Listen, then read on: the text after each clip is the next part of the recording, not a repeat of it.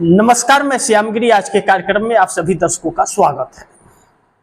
जगदीप धनखड़ उपराष्ट्रपति जिनका इस्तीफा हो गया एक ऐसे वक्त में कि किसी ने सोचा नहीं था कि उपराष्ट्रपति का इस्तीफा इस तरह से होगा, क्योंकि मोदी सरकार बैकफुट पर आकर के खड़ी हो गई है जगदीप धनखड़ के इस्तीफे के बाद।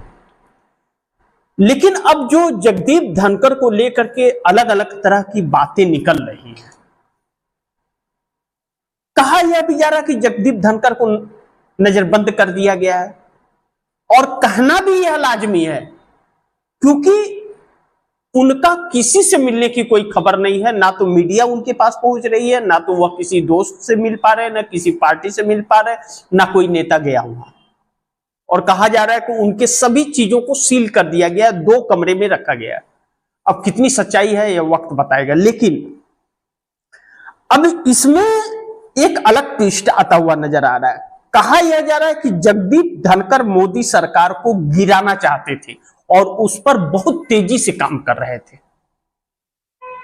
इसके पहले तो यह चीजें नहीं आई। जिस दिन मानसून सत्र शुरू हुआ, पहले दिन मल्लिकार्जुन खड़गे को बोलने का मौका उन्होंने पूरा दिया, और मल्लिकार्जुन खड़गे ने चाहे एसआईआर का मुद्दा हो, चुनाव आयोग का बिहार में जो धांधलेबाजी हो रही है, चाहे पहलगाम हो, चाहे अमेरिकी राष्ट्रपति डोनाल्ड ट्रंप का दिया गया बयान हो, सारी बातें ऑन रिकॉर्ड कह दी उन्होंने। जबकि जेपी नड्डा ने कहा कि मैं जो बोलूंगा वही रिकॉर्ड में जाएगा, आपको बोलने से कोई फायदा नहीं है। शायद जगदीप धनखड़ को यह भी बातें बुरी लगी, और लगना भी चाहिए। लेकिन इन सब बातों से उठकर ऊपर खबर जो निकल रही है कि जगदीप धनखड़ मोदी की सरकार को गिराने के लिए कार्य कर रहे थे, और बड़ी तेजी से कर रहे थे। और चंद्रबाबू नायडू को समर्थन वापस लेने के लिए मैसेज दिया उन्होंने कि चंद्रबाबू नायडू समर्थन वापस ले ले। तो सवाल यह उठता है कि जगदीप धनखड़ उपराष्ट्रपति थे, सभापति थे राज्यसभा के। वह राजनीतिक दल तो है नहीं कि वह मोदी सरकार को गिरा सकते हैं। तो क्या इंडिया गठबंधन के घटक दलों से बात हुई थी, या फिर आरएसएस का एक गहरी चाल तो नहीं थी यह? क्योंकि आरएसएस के सामने एक बहुत बड़ी चुनौती है। अब आप दर्शकों को फिर एक बार मैं वरिष्ठ पत्रकार केपी मलिक के उस ट्वीट का जिक्र करूंगा, और वह ट्वीट पढ़ के सुनाऊंगा। 2 ट्वीट उनका किया गया था। वरिष्ठ पत्रकार केपी मलिक वह शख्स हैं जो आरएसएस और भाजपा को बड़ी नजदीक से कवर करते हैं। आरएसएस का कभी प्रेस कॉन्फ्रेंस नहीं होता, सूत्रों के हवाले से उसमें से खबर निकलती है। केपी मलिक ने 2 ट्वीट किया, एक लिखा कि सूत्रों के हवाले से खबर, और दूसरा लिखा कि विश्वसनीय सूत्रों के हवाले से खबर। ध्यान दीजिएगा, इन शब्दों पर ध्यान दीजिए कि एक तो लिखा कि सूत्रों के हवाले से खबर, एक ट्वीट किया, और दूसरा ट्वीट किया कि विश्वसनीय सूत्रों के हवाले से खबर। यानी कि विश्वसनीय सूत्रों के हवाले से, यानी कि कंफर्मेशन है यह। जैसा मैंने कहा कि जगदीप धनखड़ मोदी सरकार को गिराना चाहते थे, इस तरह की खबर है। चंद्रबाबू नायडू को समर्थन वापस लेने के लिए मैसेज किया था। अब जैसा कि यह सच जा रहा है आपकी, क्या आरएसएस का एक गहरी चाल तो नहीं था यह कि जगदीप धनखड़ के जरिए यह काम आरएसएस करवा रहा था? केपी मलिक द्वारा किया गया ट्वीट बड़ी महत्वपूर्ण है, जो मैं आप दर्शकों को कार्यक्रम में पढ़ के उस ट्वीट का जिक्र करूंगा और पढ़ के सुनाऊंगा उन्होंने क्या लिखा है, दोनों ट्वीट को। लेकिन चिराग पासवान जो एनडीए गठबंधन के घटक दल हैं और नरेंद्र मोदी अमित शाह के हनुमान बनते फिरते हैं, 2020 में नीतीश कुमार को बहुत नुकसान पहुंचाया था। एनडीए से अलग होकर चुनाव लड़के, एनडीए के साथ रहते हुए भी एनडीए से अलग थे। अब वह चिराग पासवान एनडीए सरकार के ऊपर ही सवाल खड़े कर दिए। और बड़ी गंभीर सवाल खड़ा कर दिए। उन्होंने कहा कि दुर्भाग्य है कि मैं ऐसी सरकार का हिस्सा हूं जो सरकार घोटाले और अपराधों की श्रेणी में अव्वल नंबर पर है। नीतीश कुमार की सरकार में 72 करोड़ रुपए का 71,000 करोड़ रुपए का घोटाला हुआ है नीतीश कुमार के नाक के नीचे। नीतीश कुमार के ऊपर कोई दाग नहीं है घोटाले का, और नीतीश कुमार ने यह किया नहीं है, लेकिन यह कहा जा रहा है कि यह घोटाले भारतीय जनता पार्टी के जो मंत्री हैं, सांसद हैं, उन लोगों द्वारा किया जा रहा है। सच्चाई मुझे नहीं पता, आने वाला वक्त बताएगा। लेकिन तेजस्वी यादव इन बातों को बड़ी गंभीरता से उठा रहे हैं। दूसरी चीज कि चिराग पासवान जो 243 सीटों पर बिहार में चुनाव लड़ने का ऐलान कर दिया, उनकी पार्टी से 38 नेताओं ने सामूहिक इस्तीफा दिया है। 38 नेताओं ने सामूहिक इस्तीफा दे दिया। मोदी सरकार हिल रही है इस वक्त, एनडीए गठबंधन हिल गया है। यानी कि नीतीश कुमार की पार्टी के सांसद और विधायक मोदी के विरोध में हो गए हैं। मोदी के जो यह सब चल रहा है, एसआईआर चल रहा है या जो चीजें निकल रही हैं, अब उसका विरोध कर रहे हैं वो। और अब तो खुल करके नीतीश के सांसद विधायक कहने लगे हैं कि जरूरी है कि हम एनडीए में रहेंगे, हम महागठबंधन में चले जाएंगे।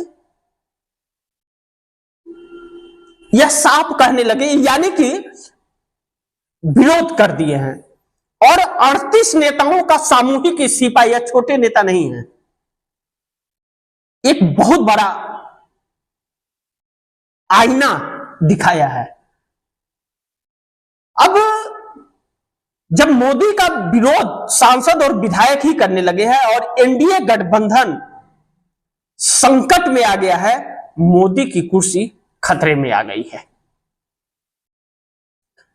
अब ऐसे में जो दो प्रश्न उठ खड़ा हो रहा है, जिस पर चर्चा करना बहुत जरूरी हो गया है कि जगदीप धनखड़ मोदी सरकार गिराना क्यों चाहते थे? कहीं आरएसएस का यह गहरी चाल तो नहीं थी मोदी सरकार गिराने के पीछे? क्योंकि जगदीप धनखड़ आरएसएस की बड़ी तारीफ करते थे, कहते थे कि एकलव्य कहते थे अपने आप को आरएसएस का। तो एकलव्य ने तो अंगूठा दिया था, इन्होंने तो गर्दन ही दे दी, कुर्सी ही दे दी। कह दे गर्दन नहीं, कुर्सी कहे तो बेहतर होगा, कुर्सी ही दे दी। और दूसरा, चिराग पासवान की पार्टी से 38 नेताओं का सामूहिक इस्तीफा हो गया। अब नीतीश के सांसद विधायक भी मोदी के खिलाफ, एनडीए गठबंधन संकट में, मोदी की कुर्सी खतरे में। अब यह चीज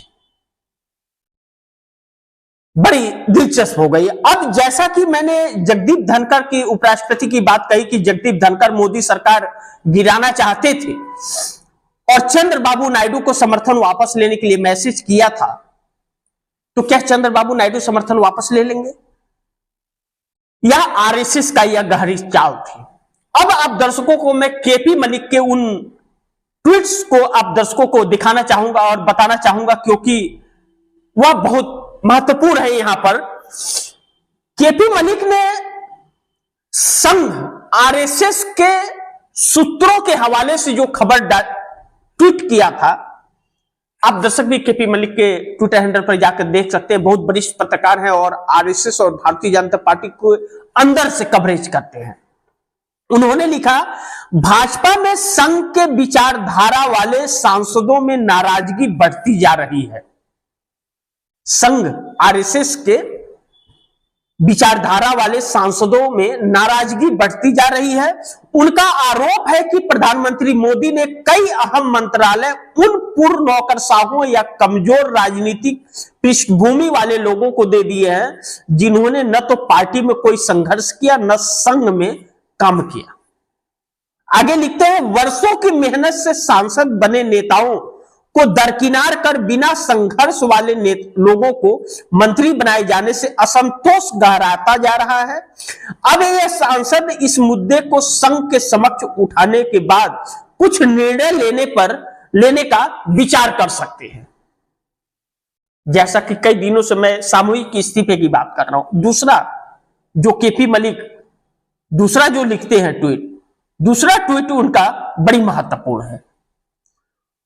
उसमें लिख रहे हैं कि संघ के सूत्रों के हवाले से, और दूसरे ट्वीट में केपी मलिक लिखते हैं विश्वसनीय सूत्रों के हवाले से खबर, यानी कि 100% प्रूफ खबर है, विश्वसनीय, कि वह सूत्र गलत इंफॉर्मेशन नहीं देंगे। विश्वसनीय सूत्रों के हवाले से खबर केपी मलिक लिखते हैं कि संघ की नजर में उपराष्ट्रपति पद पर जो जगदीप धनखड़ इस्तीफा दिए हैं, सत्ता के त्रिशूल सरकार, संगठन और राज्य नेतृत्व को गुजरात लॉबी से छीनने की रणनीति के तहत, ध्यान से समझिए इसे, सत्ता के त्रिशूल सरकार, संगठन और राज्य नेतृत्व को गुजरात लॉबी से छीनने की रणनीति के तहत अब संघ ने उपराष्ट्रपति पद पर भी दावा ठोक दिया है। इस पद के लिए संघ में अन्य नामों के बीच राजस्थान की पूर्व मुख्यमंत्री वसुंधरा राजे सिंधिया के नाम का जिक्र भी हुआ।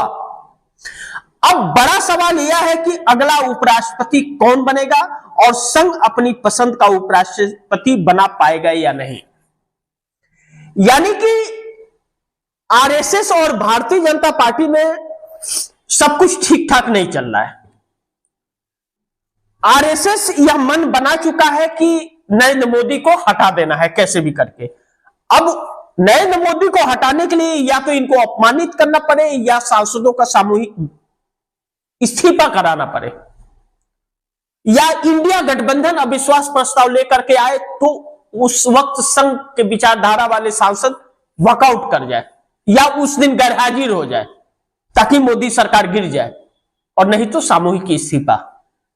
अलग अलग तरह के हथकंडे आरएसएस अपना रहा है, और आरएसएस अब गुजरात लॉबी से उब चुका है। तो इस्तीफे होंगे तो मोदी के ही नहीं, अमित शाह के भी होंगे। संगठन को बचाने की चुनौती आरएसएस के सांसदों पर आ गई है। अगर सत्ता के लालच में ऐसे ही चलता रहा तो आरएसएस संगठन खतरे पे आ जाएगा, संगठन समाप्ति होने के या संगठन पर कब्जा होने की बात आ जाएगी, जैसे नीतीश कुमार की पार्टी पर कब्जा हुआ। अब अगर संगठन को बचाना है तो नरेंद्र मोदी को कुर्सी से हटाना है, यह आरएसएस के सांसदों का कहना है। दूसरी तरफ चिराग पासवान की पार्टी में 38 नेताओं का सामूहिक इस्तीफा हो गया है। एनडीए के घटक दल हैं, 38 नेताओं ने सामूहिक इस्तीफा दिया। इन 38 नेताओं के सामूहिक इस्तीफे के बाद नरेंद्र मोदी, अमित शाह भी मुश्किल में, एनडीए गठबंधन भी, और चिराग पासवान के चेहरे की हवाइयां उड़ गई हैं। दूसरी तरफ चिराग पासवान की पार्टी में जो हो रहा है, कहते हैं जैसा को तैसा भवानी को वैसा, जैसा कर्म करेगा वैसा फल देगा भगवान। आपने दूसरे का घर को खोदा है तो आपका भी घर खोदेगा। अब एक कठपुतली के तौर पर चिराग पासवान काम करते हैं, इस बात से इंकार नहीं किया जा सकता। इसीलिए तो एनडीए से अलग होकर के चुनाव लड़ते हैं, कहते हैं मैं एनडीए का हिस्सा हूं। ऐसा कैसे हो सकता? आप केंद्र से मोदी से समर्थन वापस ले लीजिए, 5 सांसद है, अलग होकर के लड़िए, जनता भी विश्वास भरोसा करेगी। आप समर्थन भी दे रहे हैं, एनडीए से अलग होकर चुनाव भी लड़ रहे हैं, यह कैसा है गठबंधन भैया? तो जनता समझ गई है, तो वह नेतागण समझ गए हैं। हकीकत यह है कि वह नेता जो हैं, जो पार्टी को आगे बढ़ाते हैं और जीत के आते हैं तो पार्टी की ताज बढ़ता है, वह नेता समझ गए हैं कि इन लोगों की उल्टी गिनती शुरू हो गई है, एनडीए वालों की। तो वह नेता ही सामूहिक इस्तीफा देकर के अलग हो गए। ऐसे में चिराग पासवान की पार्टी रामविलास एलजेपी, उससे 38 नेताओं ने सामूहिक इस्तीफा दे दिया।